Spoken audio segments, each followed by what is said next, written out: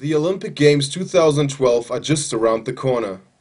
When it comes to basketball, Turkey plays a major role. 12 national teams will come to participate in the qualifying tournament, aiming to be among the 5 teams which go to the next Summer Olympics in London. We will be hosting the 2014 World Championship for Women, and it will make us the only country which has hosted both continental and European championships within a period of only 15 years.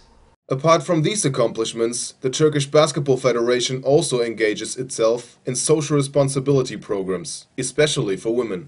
Women's basketball is an important platform to motivate women in Turkey who are not part of the basketball family, to give them an exciting hobby to watch, even if they are not playing it, to give them hope, to give little girls hope towards the future.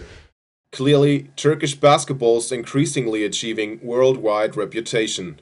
With the participation in the Olympics, another big dream may come true.